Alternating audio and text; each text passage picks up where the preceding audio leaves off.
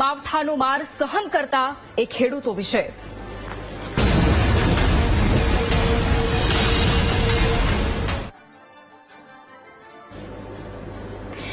એક સમય હતો જ્યારે આપણા દેશમાં ખેતીને જ સૌથી ઉત્તમ કાર્ય માનવામાં આવતું હતું. એક પ્રસિદ્ધ કહેવત પણ છે, ઉત્તમ ખેતી, મધ્યમ દાન, નિષિદ્ધ ચાકરી અને વેપાર વિશે પણ એ કહેવામાં આવતું હતું કે ભીખ નિદાન. એટલે કે ખેતી સૌથી સારું કાર્ય છે, વેપાર મધ્યમ છે, નોકરી નિષિદ્ધ અને ભીખ માંગવું એ સૌથી ખરાબ કાર્ય છે. પરંતુ આજે દેશની પરિસ્થિતિ પર જ્યારે આપણે નજર કરીએ છીએ ત્યારે આજીવિકા માટે ખેતી સૌથી સારું કાર્ય નથી રહ્યું. જગતનો તાત આપણે જેને કહીએ છીએ એ જગતનો તાત અત્યારે રાતા પાણીએ રોવા મજબૂર બન્યો છે.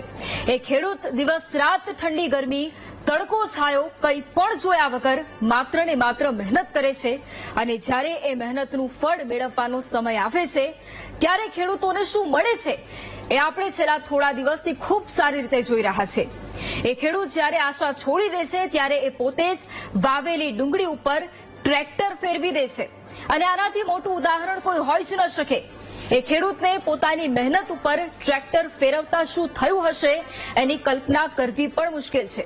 મુશ્કેલ તો દૂર, કદાચ એની કલ્પના જ ન કરી શકાય. એ ખેડૂતથી જ્યારે કુદરત રૂઠે છે ત્યારે ખેડૂત એ આશા જ છોડી દે છે કે એની સામે કોઈ જોશે પણ ખરું.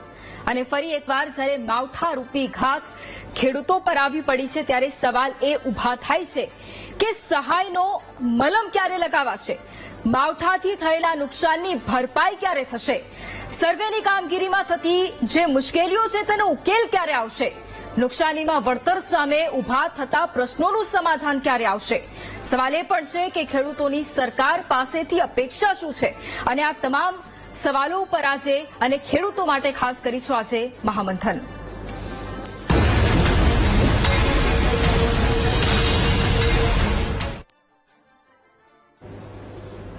અને ફરી એક વખત જ્યારે ખેડૂતો એ આશા સાથે જોઈ રહ્યા છે કે હવે જ્યારે કુદરત રૂઠી છે ત્યારે સરકાર પાસે અપેક્ષા છે કે સર્વે કરો અને અમને જે નુકસાન થયું છે તેની ભરપાઈ અમને થવી જોઈએ.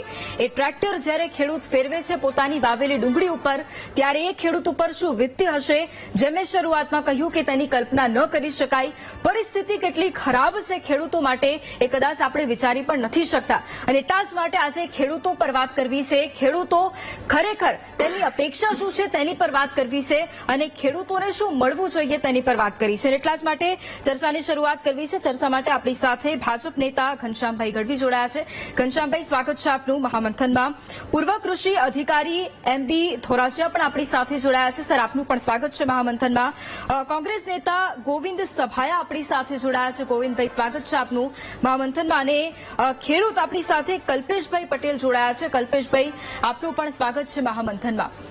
કલ્પેશભાઈ, ચર્ચાની શરૂઆત આપનાથી જ કરવી છે કારણ કે આપની ઉપર અત્યારે શું વીતતી હશે કદાચ એની કલ્પના ન કરી શકાય. કારણ કે જે મહેનતથી દિવસ રાત આપ મહેનત કરો છો પરંતુ જ્યારે એ ફળ મેળવવાનો સમય આવે ત્યારે એ ફળ આપને નથી મળતું અને એના કારણે રાતા પાણીએ રોવાનો વારો આપે છે અને વારંવાર આપ માત્ર ને માત્ર એ અપેક્ષા કરીને બેઠા હો છો કે આપને સર્વે થકી જે ભરપાઈ થવી જોઈએ એ ભરપાઈ આપને થાય, પરંતુ કદાચ એ પણ ઘણી વાર નથી થતી હોતી. એટલે સૌથી પહેલા તો આપનો એ દર્દ મહામંથનના આ મંચ પર કહેજો કે જેથી એ ઉપર સુધી એ વાત પહોંચે કે ખરેખર એક ખેડૂત જ્યારે એ અપેક્ષા રાખીને બેઠો હોય છે, દિવસ રાત મહેનત કરતો હોય છે, ત્યારે માર્કેટ યાર્ડ સુધી એ કેટલી મહેનત કરતો હોય છે.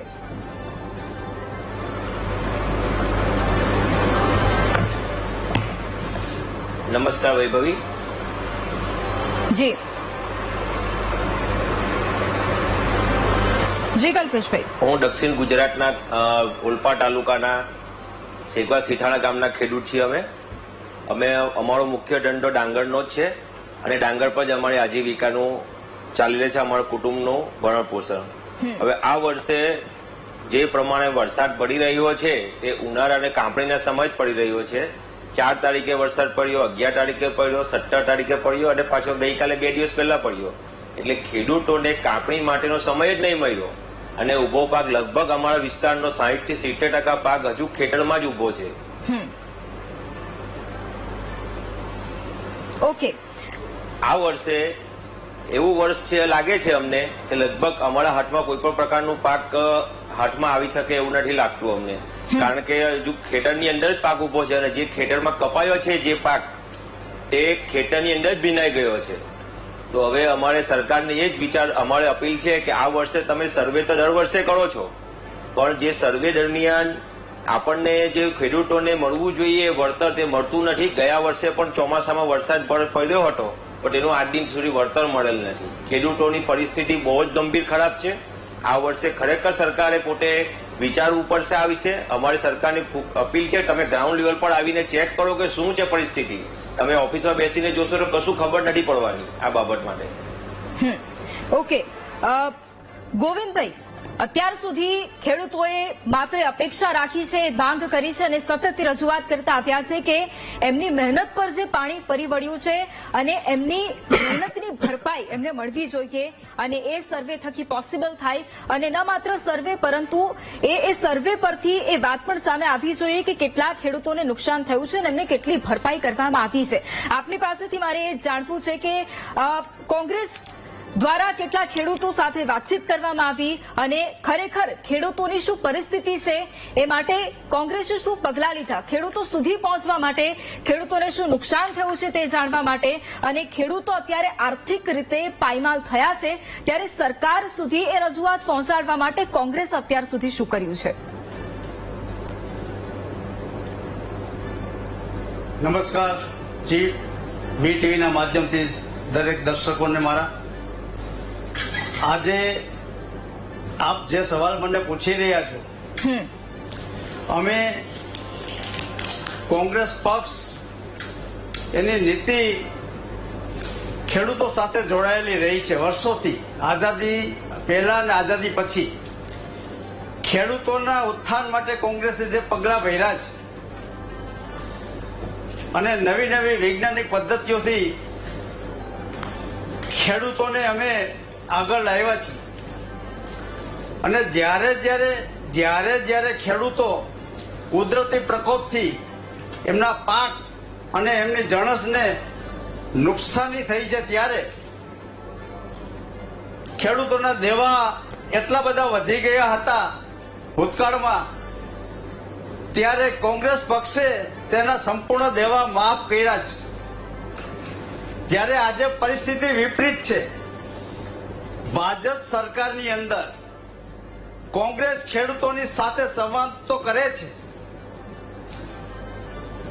ત્યાં ગ્રામ્ય વિસ્તારમાં, તાલુકાઓમાં અને જિલ્લાઓમાં પણ અમારા આગેવાનો ખેડૂતો સાથે સીધા સંપર્કમાં હોય છે. પણ આ સરકાર જ્યારે ખેડૂતોની વાચા લઈને અમે રજૂઆત કરવા જઈ રહ્યા હોય ત્યારે અમને સાંભળવામાં પણ નથી આવતા. જ્યારે બેન આપને કહેવા માંગુ છું કે ભૂતકાળમાં ખેડૂતો જ્યારે આપઘાત કરતા હતા ત્યારે અમારા કોંગ્રેસ દ્વારા ગુજરાતમાં અમારા ત્યાર વખતના ગુજરાતના પ્રેસિડેન્ટ ભરતભાઈ સોલંકી હતા, ભરતસિંહ સોલંકી, ત્યારે મને ખ્યાલ છે કે જે ખેડૂત પોતે આત્મહત્યા કરતા ત્યારે PCC દ્વારા અમે એમને વળતરનો 1 લાખ રૂપિયાનો ચેક આપતા હતા અને અમુક જગ્યાએ એ ચેક દેવા હું પણ ગયેલો. પણ જ્યારે આજે ખેડૂતોની વ્યથા અને માવઠાની અસરથી આજે ખેડૂત ભાંગી ગયો છે ત્યારે આ સરકાર માત્ર આંકડાઓમાં બહાર આવતી નથી અને ખેડૂતોને જે જરૂરિયાત છે સીધા વળતરની, આજે ખેડૂત એટલો બધો પાયમાલ થઈ રહ્યો છે કે માવઠાની અસરથી તેમના પાકોને તો નુકસાન થાય છે, પણ એમને જે વરસાદ આવવાનો હોય અને એમને ખેતરોને જે ખેડી અને કમ્પ્લીટ રાખ્યા હોય એ ખેતરો ફરીથી એને કમ્પ્લીટ કરવા માટે ખેડવા માટે સમય નથી રહેતો. તેમના સંસાધનોને નુકસાનો થયા હોય છે, એ સંસાધનો ખરીદી શકતો નથી. એટલે ખેડૂત માત્ર આપણે વાત કરીએ છીએ પણ એની જે વ્યથા છે એને આની પહેલાના એપિસોડમાં પણ મેં વર્ણવી હતી કે જગતના તાતનો આપણે વિરુદ્ધ તો આપીએ છીએ, પણ આ ખેડૂતની વ્યથા સાંભળવા માટે આજે કોઈ છે નહીં. સત્તાધારી પક્ષો માત્ર ને માત્ર આંકડાની માયા જાળોમાં બિલકુલ ગોવિંદભાઈ, એટલા જ લોકોને માટે મેં ભરમાઈ રહી છે, શરૂઆતમાં એ જ વાત ખેડૂતોને કરી હતી ભરમાઈ કે રહી છે. ખેડૂતોની જે વ્યથા છે, ખેડૂતોને જે તકલીફ પડી રહી છે એની કદાચ આપણે કલ્પના કરી જ ન શકીએ. અને એટલા જ માટે મેં કલ્પેશભાઈને જે સૌથી પહેલા સવાલ એ જ કર્યો કે ખરેખર એમને શું તકલીફ પડે છે કે કદાચ એ વાત પહોંચે. અને ઘનશ્યામભાઈ, સવાલ આપને એ છે, કારણ કે ખેડૂતની વ્યથા સાંભળી એટલા જ માટે સૌથી પહેલા ખેડૂત પાસે એ ખરેખર એ પ્રશ્નનો જવાબ દીધો કે કેટલી તકલીફ એને પડતી હોય છે. એ પણ જાણ્યું કે કોંગ્રેસ અત્યાર સુધી શું કર્યું છે, કદાચ આવી પરિસ્થિતિ આવી છે તો કોંગ્રેસ ખરેખર એ ખેડૂતો માટે શું રજૂઆત લઈને આપી છે સરકાર પાસે, બધું જ જાણ્યું. પણ સવાલ અહીંયા એ છે કે વારંવાર અતિવૃષ્ટિ થાય અથવા તો દુષ્કાળની પરિસ્થિતિનું નિર્માણ થાય, માવઠું થાય, વારંવાર ખેડૂતોને રડવું પડે છે. એવું કેમ થાય છે? આગાહી હોવા છતાંય કેમ કોઈ નક્કર પગલા પહેલેથી લેવામાં આવતા જ નથી? કેમ આવી પરિસ્થિતિની રાહ વારંવાર જોવામાં આવે છે? વૈભવી, જે સામે મિત્રો બેઠા છે એમના જેટલો જ હું પણ ખેડૂત છું, ખેડૂતનો દીકરો છું અને આજે પણ ખેતી જેમ ખેતી કરું છું. હું મારું રિટર્ન પણ એક ખેડૂત તરીકે ભરું છું. એટલે ખેડૂતોને કંઈ પણ મુશ્કેલી પડે એની પહેલા મને ખબર પડે છે. ખેડૂતોના જે કંઈ પ્રશ્નો હોય એની મને પહેલા ખબર પડે છે. અને આ ગ્લોબલ વોર્મિંગના લીધે જ્યારે આખી સિસ્ટમમાં બદલાણી હોય અને વાવાઝોડા આવે, અચાનક વરસાદ આવે, કમોસમી વરસાદ આવે, ત્યારે આપણે સરકાર જ્યાં બીજા નુકસાનો થાય એવા હોય છે મિલકતો અને સંપત્તિઓને, ત્યાં બધા જ ત્યાં પ્રયત્નો કરે છે. પણ હવે આકાશી ખેતી આપણી ખેતરમાં અચાનક વરસાદ પડે કમોસમી, ત્યારે એને તો ખેડૂત કે સરકાર કોણ કઈ રીતે રોકી શકે? એનું આયોજન કેવી રીતે થઈ શકે? આજે આ ડાંગર ઉભી છે, કેરીનો પાક છે, વરસાદ અચાનક કમોસમી, એટલે જ એને કમોસમી કહેવાય છે. અને વરસાદ આવે ત્યારે આખા ખેતરો ઉપર તો કઈ સરકાર તાડપત્રી ના રોકી શકે, પણ સરકાર ખેડૂતો માટે હંમેશા ચિંતિત છે. ખેડૂતો માટે જેટલું સરકાર કરી શકે બધું જ કરે છે. વારે વારે આ પરિસ્થિતિ હમણાંથી ઉભી થાય છે ત્યારે પણ જે સહાય મળે એ સહાય આપવામાં આવે છે.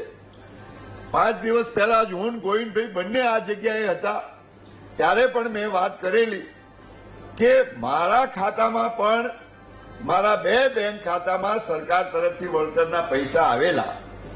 સર્વે બધે જ થાય, પણ તમામ સર્વે થાય એને તમામને વળતર મળે એવું ના હોય.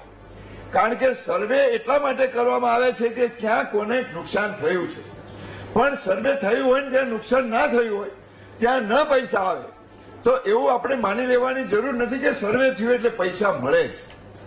બીમાર થાય અને એને દવાખાને લઈ જઈએ અને એને તપાસવામાં આવે, એને ઓપરેશન કરવા જેવું છે કે થોડી દવા આપવા જેવું છે, એટલે બધા જ દર્દીઓ કઈ ઓપરેશન કરવાને લાયક ના હોય. એટલે સર્વે થયા પછી નુકસાની 100% જેને હોય એને આપવામાં જ આવે છે. સરકાર આ જાણે છે કે આ દેશ કૃષિ પ્રધાન છે. 140 કરોડ લોકોને અન્નદાતા ખેડૂતો ઉપર નભવાનું છે. ખેડૂત અન્નદાતા છે. સરકાર જ્યારે મોદી સાહેબ વડાપ્રધાન બન્યા ત્યારે સૌથી પહેલું કામ એક જ વર્ષમાં શરૂઆતમાં 2014માં જ જે નર્મદાના ઊંચાઈ વધારીને એને દરવાજા મૂકવામાં આવ્યા, જે વર્ષોથી અટકેલું કામ હતું. 15% ખેડૂતો પહેલા ધિરાણ લેતા હતા વૈભવી, આજે 0% આપવામાં આવે છે. મારા ગામની મંડળીનો, ખેડૂત મંડળીનો હું ચેરમેન છું, મને ખબર છે જ્યાં કૃષિના સાધનો, ટ્રેક્ટરો કે એવા હોય ત્યાં એમાં સબસિડી આપવામાં આવે છે સાધનોમાં. એ જ રીતે પશુપાલન કરનારાઓને પણ ધિરાણ આપવામાં આવે છે, સહાય કરવામાં આવે છે કે પશુપાલન કરી શકે. એટલે તમામ મોરચે સરકાર ખેડૂતોની સાથે છે. પણ અચાનક જે આ વસ્તુઓ બને છે ત્યારે ખેડૂતો દુઃખી થાય છે. ખેડૂતોના દુઃખના કારણે સરકાર પણ દુઃખી છે અને શક્ય તેટલી, કારણ કે આટલી બધી વિશાળ માત્રામાં જ્યારે નુકસાન થતું હોય ત્યારે 100% નુકસાન ભરપાઈ કરી આપવું સરકાર માટે પણ શક્ય ના હોય, પણ ખેડૂત તૂટી ના જાય, ખેડૂત ભાગી ના જાય, ખેતી તૂટી ના જાય, એટલા માટે ખેડૂતને આ સર્વે કરીને નુકસાનીનું વળતર આપવામાં આવે છે. જ્યારે ટેકાના ભાવે ખરીદી કરવાની આવી હોય, 50 લાખ જેવું વિક્રમ ઉત્પાદન મગફળીનું થયું. ગોવિંદભાઈ સૌરાષ્ટ્રમાંથી આવે છે. 50 લાખ મેટ્રિક ટન ઉત્પાદન, ઐતિહાસિક ઉત્પાદન થયું ગોવિંદભાઈ. જો સરકાર મદદ ના કરતી હોય તો આટલું ઉત્પાદન થાય નહીં, લોકો ખેતી કરે નહીં, અને 12.23 લાખ મેટ્રિક ટન સરકાર દ્વારા ખરીદી કરવામાં એટલે આવી કે ખેડૂતો ટકી રહે.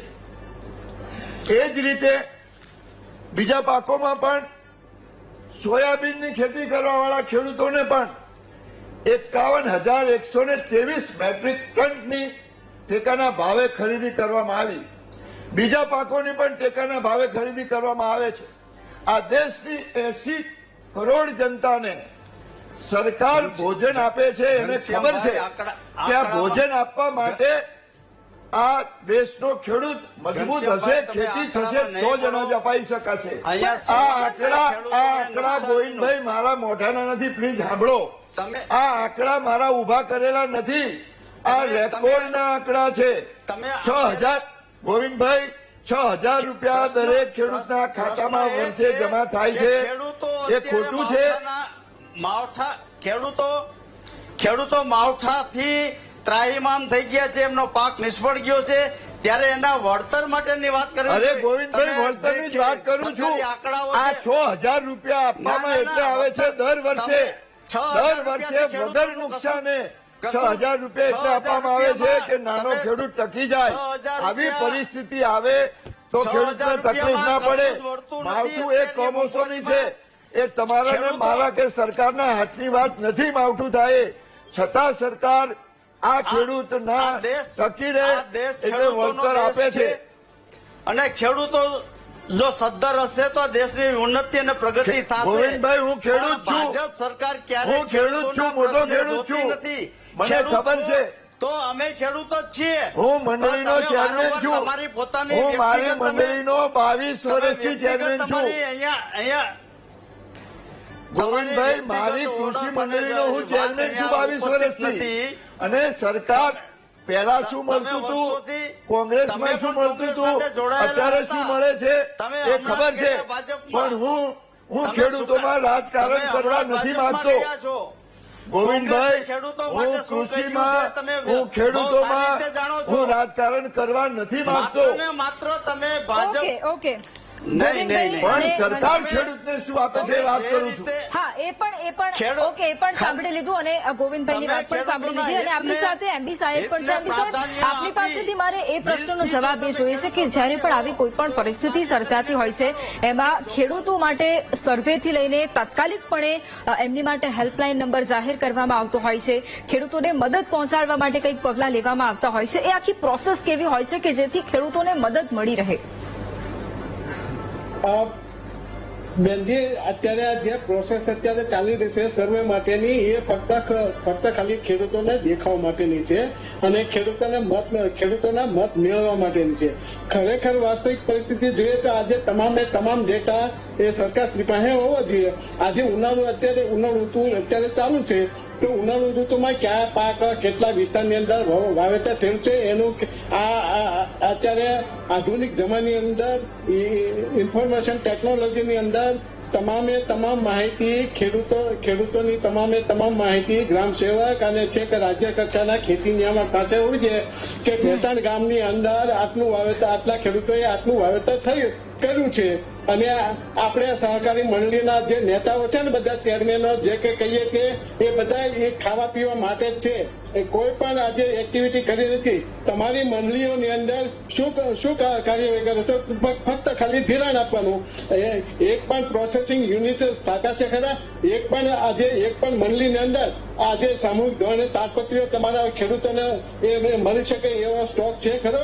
આજે ડાંગર આજે રોડ ઉપર સૂકવવી પડે ખેડૂતોને, તો એના માટે તાડપત્રીની વ્યવસ્થા પણ નથી હોતી હજી. એટલે કમસે કમ મંડળીઓ આજે કે મંડળીઓ છે અત્યારે એ મંડળીએ તાડપત્રીનો સ્ટોક રાખવો જોઈએ. 50, 100, 500 જેટલી સ્ટોક જે છે એ સ્ટોક તાડપત્રી રાખવો જોઈએ. અને આ બદલાતા વાતાવરણની અંદર જ્યારે જ્યારે ખેડૂતોને જરૂર પડે ત્યારે આજે આપવું જોઈએ. આજે આપણી એપીએમસી છે તો એપીએમસી પાસે કોઈ પણ પ્રકારની સુવિધા નથી. આજે અબજો રૂપિયાનો માલ આજે ખેડૂતોનો પકવેલો એ પાણીના પરસેવાની મહેનતથી પકવેલો માલ આજે પાણીની અંદર તણાતો આપણે જોઈએ છીએ બેન. તો આ સુવિધા અત્યારે ખાસ કરીને આપણે ઊભી કરવી ખાસ જરૂરી છે. એટલે એ જ્યાં સુધી નહીં થાય ત્યાં સુધી આ બદલાતા વાતાવરણની અંદર ખેડૂતો હેરાન થવાનું છે. આપણા જે પૂર્વ પ્રધાનમંત્રી આપણા શાસ્ત્રીજીએ કહેલું કે જય જવાન જય કિસાન.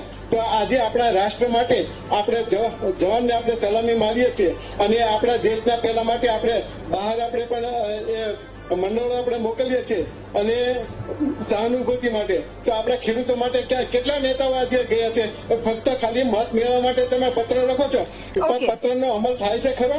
ઓકે, બિલકુલ નથી. બિલકુલ. એટલે અત્યારે જે આખી પરિસ્થિતિ છે અને ખેડૂતોની સતત માંગ છે કે વહેલામાં વહેલી તકે સર્વે થાય અથવા તો પહેલા તો સૌથી પહેલા તો એમને હૈયા ધારણા મળે કે આવી પરિસ્થિતિ છે તો ખેડૂતો માટે કંઈક કરીશું. કારણ કે એ દ્રશ્યો પણ અમે વારંવાર એટલા માટે બતાવી રહ્યા છે કારણ કે એક ખેડૂત જ્યારે પોતાની મહેનત પર પાણી ફરેલું જોવે ત્યારે એને કેટલું નુકસાન થાય છે એ કદાચ કોઈ સમજી શકતું નથી.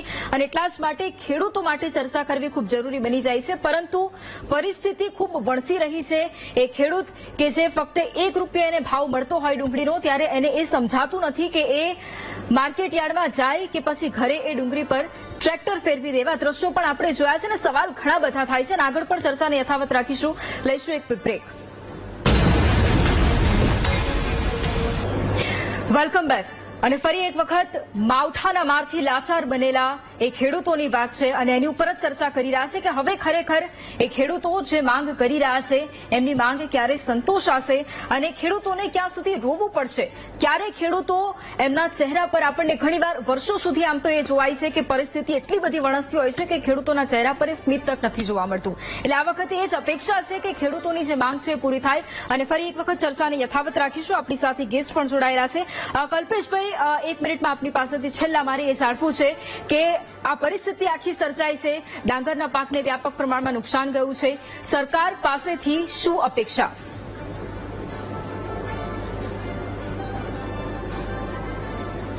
મારી ખેડૂત ભાઈઓની એક જ અપેક્ષા છે કે હાલમાં જે ડાંગરનું નુકસાની છે એ મોટી નુકસાની છે. માવઠું એક વખતનું કહેવાય. આ તો આખો મહિનો જયારે કાપીનો સમય છે મે મહિનાનો એ 4 થી 5 વખત વરસાદ પડી ગયો છે અને હજુ 27-28 તારીખે પાછો વરસાદની આગાહી કહે છે.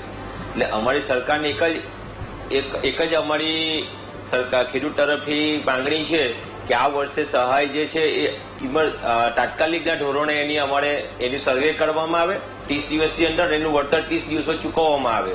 જો સરકાર પાસે આ પ્રકારની પાક વીમા યોજના પણ પ્રધાનમંત્રી યોજના પણ છે સરકાર પાસે દેશની અંદર, તો સરકારને એની ખેડૂતોને લાભ મળવો જોઈએ. દરેક સેક્ટરને આ વસ્તુનો લાભ મળે છે તો ખેડૂતોને શા માટે નહીં? ઓકે, બિલકુલ.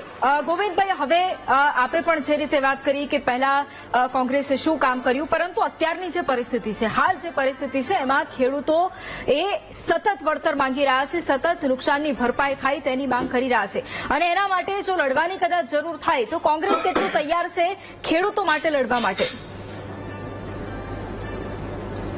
અમે અમારા ગુજરાત પ્રદેશ કોંગ્રેસના પ્રમુખ માનનીય શ્રી શક્તિસિંહભાઈ ગોહિલ